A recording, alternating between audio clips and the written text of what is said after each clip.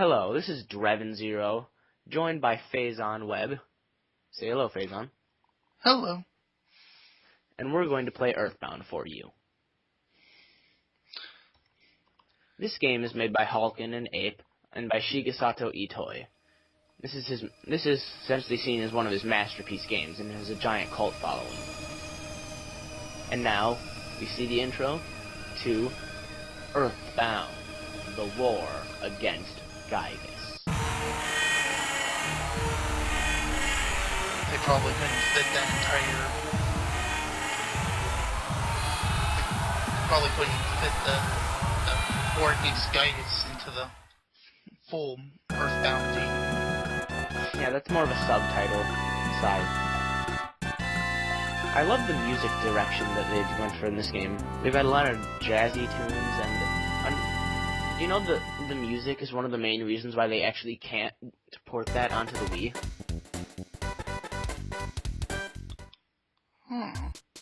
Because they've had a lot of references to like the Beatles and stuff in the game, and people today's are, you know, they're all annoying and lawsuit happy, so they just screw you over.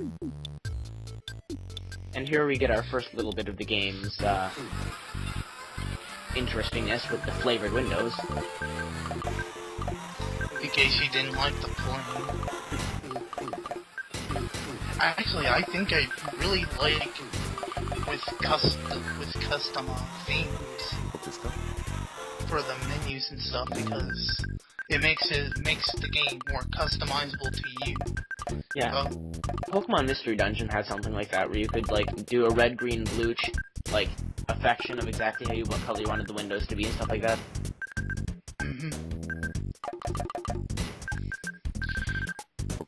So, what is your experience with this game, so far? I've played a lot of it. I play it a lot on my phone, actually. I have an Xperia Play, so it's where I do all my gaming. So, I got probably about a little over halfway through this game. We get to name our pet. Stupid lazy dog. Don't just go to sleep when we're not around. It asks you what your favorite food is, of course. Because all games need to know your stats.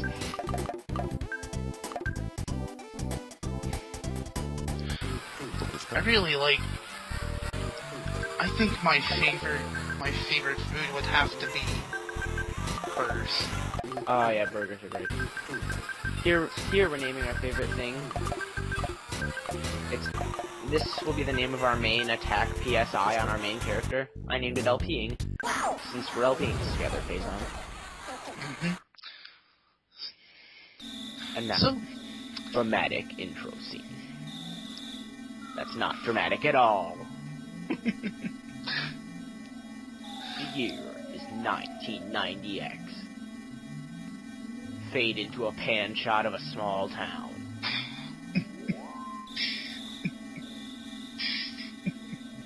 Oh, next, a small town in Evil Land. Scroll shot to main character's household.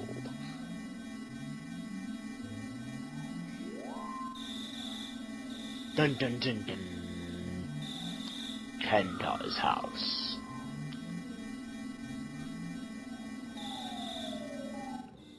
And now we get to stare at a little boy sleep.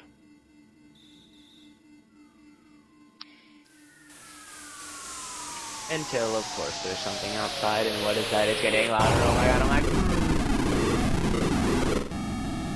And we have our first gameplay. We get out of bed, walking around in our pajamas. The graphics aren't as great as a lot of other games, but I still think they're very individual and just fun to play as. Yeah, the graphics are kinda nice. People hated it sometimes just because of the graphics.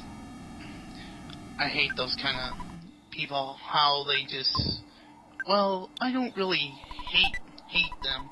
I just don't hate how they have to just take one look at this game and say, oh, this game's too this game's graphics too kiddish for me. I'm gonna go play Call of Duty or something. What's funny is this is actually one of the creepier and weird, like, just, you know, it's almost like being on a drug trip is what I would compare it to. It's really weird, especially when you get some of the later parts of this game. Ugh. You weren't going on a trip. I'm saying that's what I can only guess it seems like. Now we put on our clothes, because our mom wants to make sure we're nice and warm when we go outside. Hope you took a shower. Can't save the world. Can't save the world being stinky. I would hate to have a hero being stinky. We get to see our lazy dog once again. And now we head outside. He just likes to sleep this. That's how lazy dogs are. Being lazy. He says he wants to be the first to get there while he runs in place. They knew too much. We know too much. All the cops are around. Stop going up there, stop going up there, but we won't do anything to stop you. Laziest cops ever.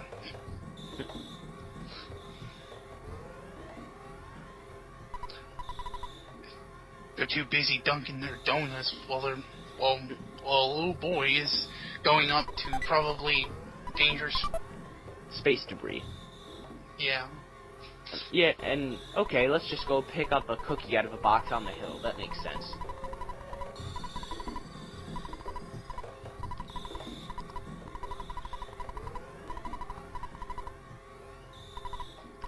Hey, look, it's lie or exaggerate.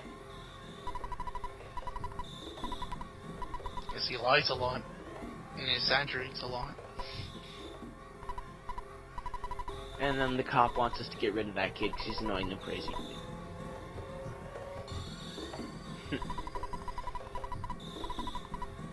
Of way out get my. Learn to speak, police.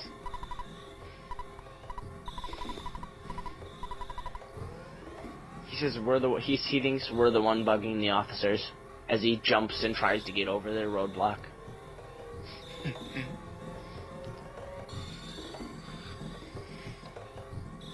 Barbaric way of trying to get through. I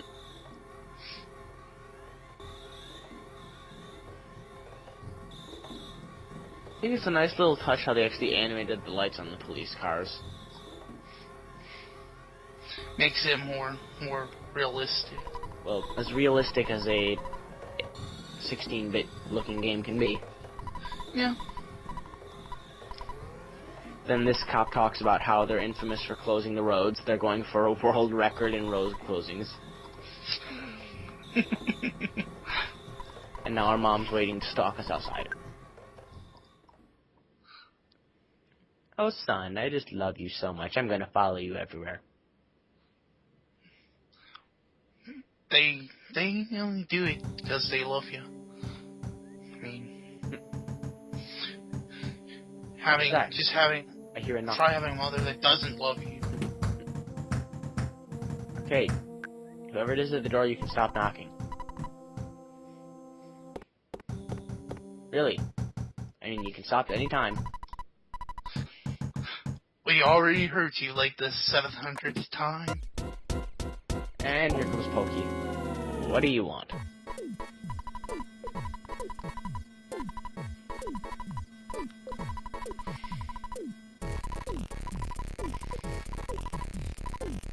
Well, great job, buddy. You lost your little brother.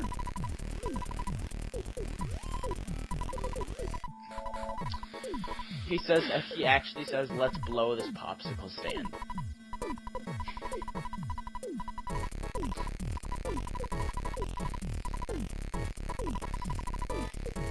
And our mom reminds us to get out of our pajamas again. Can't save the world without pants.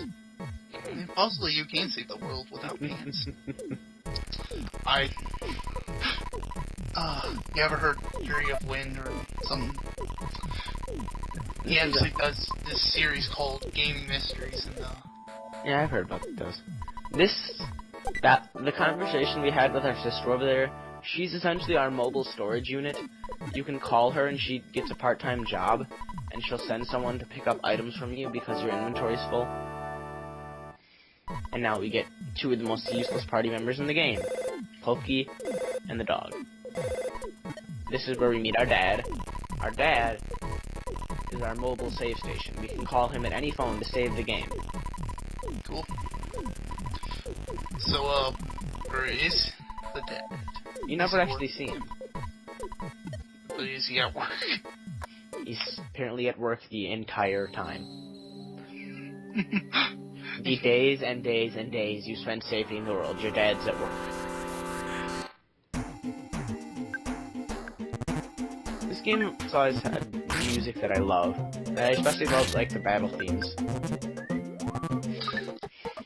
I really like battle themes. I like some of Final Fantasy's battle themes and their victory soundtracks. That little fanfare at the end of the battle meant that we learned a new PSI. For anyone who doesn't know what that is, that's essentially your in-game magic.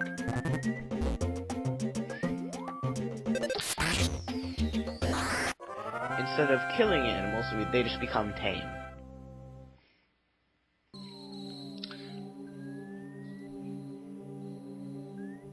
Otherwise, it'd be animal abuse. Let's go punch a crow in the face. Teach it a lesson or two. Look at him with his sunglasses on. Whenever you hit an attack that says smash, that means it's a critical hit and it'll do a lot more damage. As you can see, I normally did like 5 to 8. I did 25 on that one. Critical hits in this game are strong.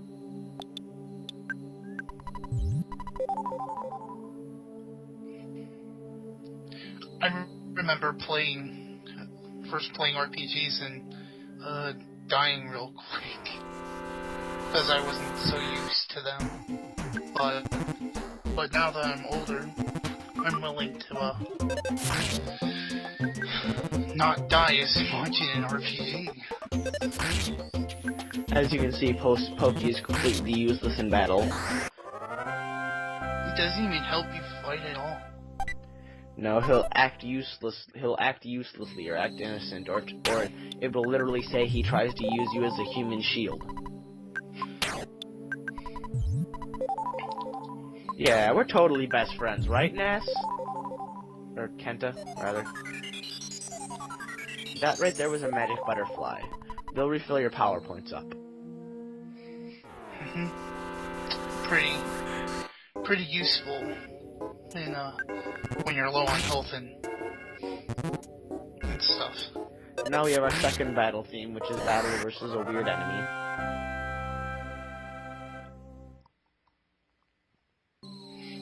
Snake.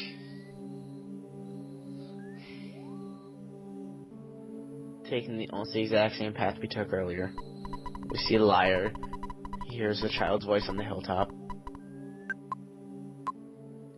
And there's Picky, asleep against a tree.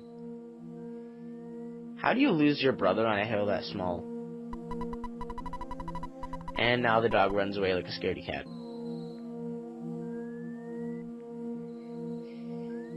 So much for the protection you're supposed to give us, buddy.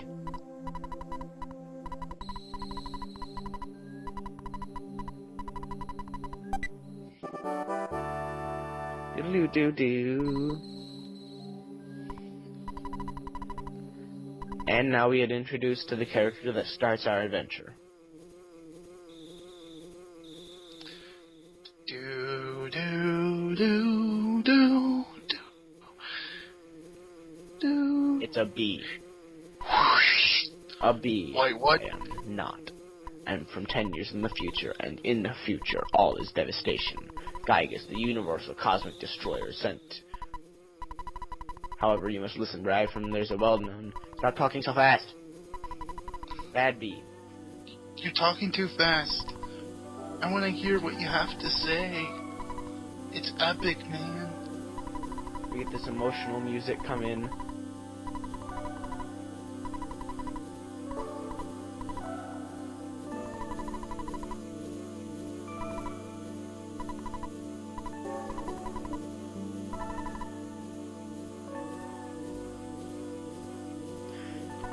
It's rather ironic. Buzz is a really strong fighter, actually. And then he gets killed by Pokey's mom. Aww. She just smacks him out of the air with a fly swatter. And now we get to hear Pokey whine. Poor B, he wasn't going to hurt you or anything. Well, that's all the time we have for today, so